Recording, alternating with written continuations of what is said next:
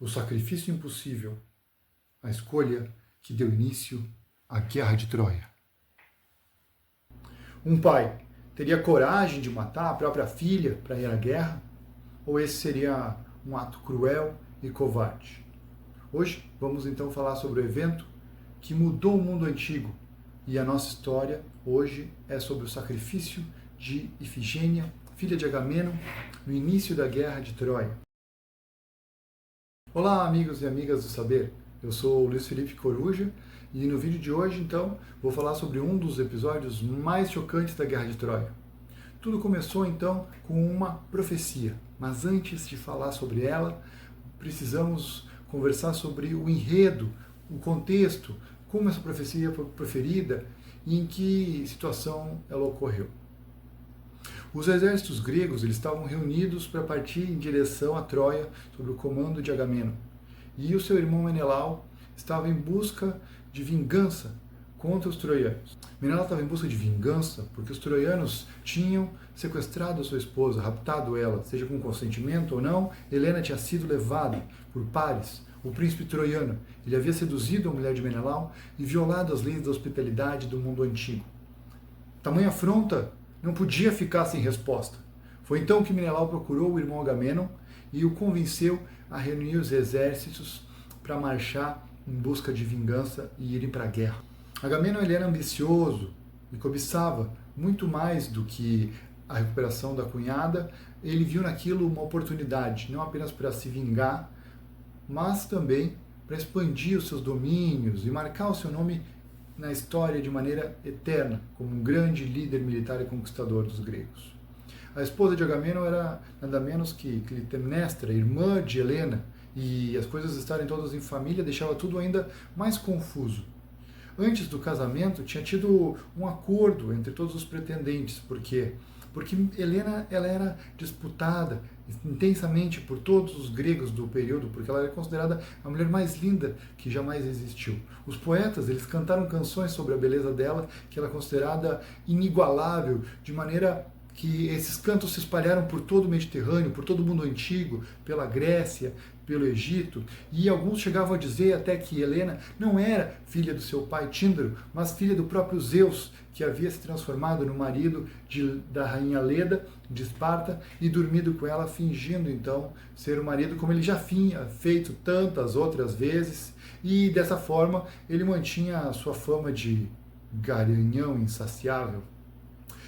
No torneio, então, que era onde seria disputado a mão da mulher mais bela do mundo, todos os heróis gregos e pretendentes foram lá, e entre eles fizeram um pacto, por sugestão e aí do astuto Ulisses, que sempre demonstra sua sabedoria em momentos cruciais, para que os derrotados não entrassem numa disputa sem fim e raptassem Helena um do outro. Eles fizeram um acordo de que se um deles fosse ofendido, todos deveriam se reunir em defesa e proteger ela e o marido.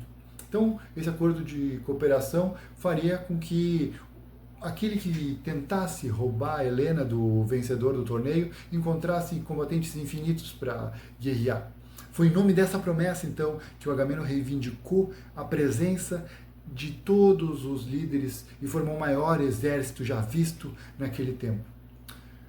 Mas então, quando todos estavam reunidos, prontos para partir para Troia, os ventos na cidade de Aulis, onde eles estavam sitiados lá, não eram favoráveis. Eles ficaram por muito tempo acampados, esperando que o clima melhorasse. Impaciente, então, com a demora, o Agamemnon chamou o adivinho, que resolveu consultar e saber então por que os deuses impediam a sua partida.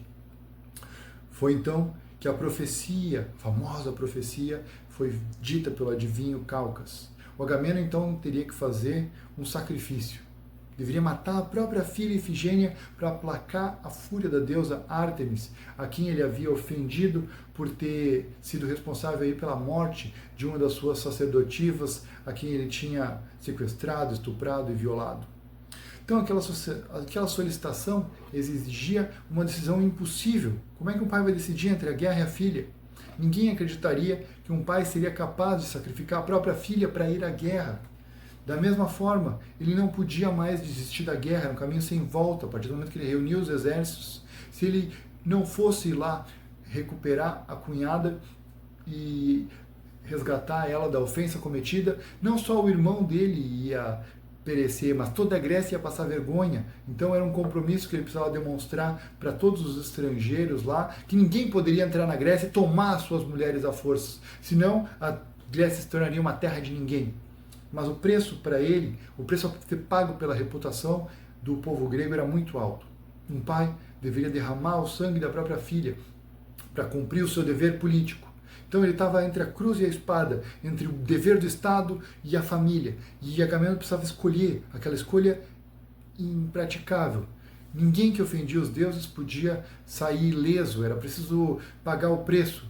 E no mundo antigo, então, esse preço era cobrado em sangue. Então Agamenon precisava responder pela sua transgressão. E ele não tinha uma escolha. Talvez o plano dos deuses fosse até mesmo que ele voltasse para casa e deixasse lá os troianos usufruírem das riquezas que haviam roubado. Mas no Olimpo também haviam aqueles que queriam a disputa e aqueles que desejavam a paz. Mesmo entre os deuses não havia um consenso nessa guerra. Mesmo que o sangue fosse derramado em família, aquilo seria um crime que não ficaria impune. Então, se o Agamenon matasse a filha dele, severas consequências ele teria no futuro.